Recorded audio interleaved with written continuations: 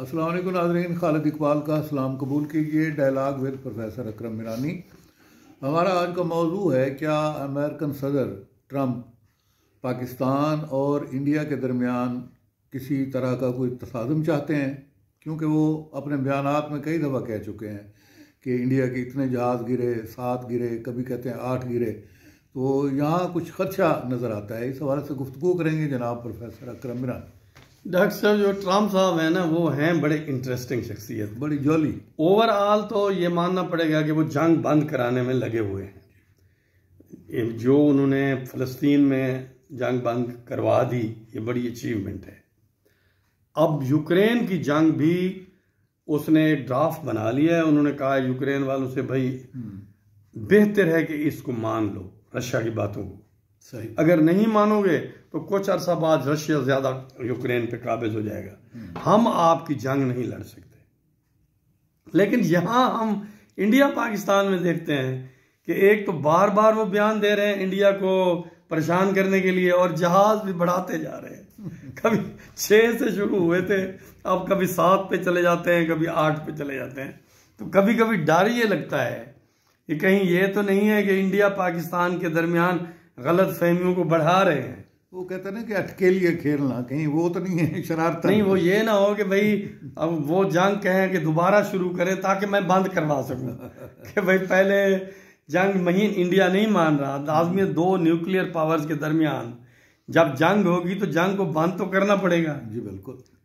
तो वो कहते हैं अगर पिछले वाली आप नहीं माने तो ठीक है, अगर आप दोबारा लड़े हम फिर बंद करवा देंगे। तो ये वो इंडिया के प्राइम मिनिस्टर को दबाव में लाने की कोशिश करते रहते हैं, क्योंकि इंडिया और अमेरिका के दरमियान जो ट्रेड डील है वो अभी तक नहीं हो सकी।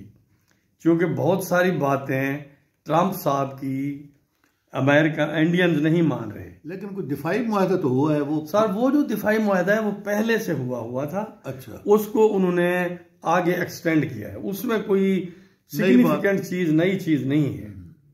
अब वो ट्रेड डील जो होनी है उसमें ट्रंप साहब शरारत करते रहते हैं और टांट करते रहते हैं ताकि भाई इंडिया मजबूर हो के हमें अच्छी शरायत हमें मिले। लेकिन इंडियन भी खामोश है, मगर वो अपनी बात पे डटे हुए हैं।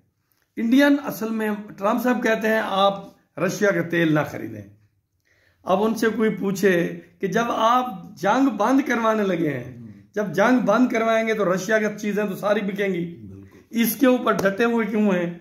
सिर्फ तंग करने के लिए। अब खबरें आ रही हैं कि चंद दिनों में जंग बंद होने वाली है। जब बंद होगी तो लाजमी अमेरिका सैंक्शन हटा लेगा ना। जी बिल्कुल। तो तेल तो मार्केट में उसका रशिया का फिर बिकने लगेगा। जब आप मुआहदा करने जा रहे हैं तो वहां इसको मजबूर करना इंडिया को, तो ये कोई उनके पास कोई ऐसा प्लान है जो चाहते हैं कि वो इंडिया को अपनी शरायत मनवाएं कोई। और वो उन्हें इस बात का गिला है कि मेरे साथ बहुत अच्छे ताल्लुकात थे मोदी साहब के, तो जब मैंने कहा कि मैंने जंग बंद करवाई है, जैसे पाकिस्तान के प्राइम मिनिस्टर ने, आर्मी चीफ ने मान लिया, वो मेरी इज्जत रखते, वो भी मान लेते। तो शायद यही उन्हें अफसोस है। तो उम्मीद है कि ट्रंप साहब जंग को हवा नहीं देंगे, क्योंकि वो जंग बंद कराने वाले प्रेसिडेंट बन रहे हैं। लेकिन वो ये जरूर चाहते हैं कि इंडियन प्राइम मिनिस्टर उनको अप्रिशिएट करें। जो कि उन्होंने मुंह बंद किया हुआ है, वो अप्रिशिएट करने के लिए तैयार नहीं, बल्कि हर उस मीटिंग में जहां बैनुल-अक़वामी फोरम पे अमेरिकन प्रेसिडेंट गए होते हैं, वो इंडियन प्राइम मिनिस्टर जाते ही नहीं है। तो इससे उन्हें बड़ा बुरा लगता है।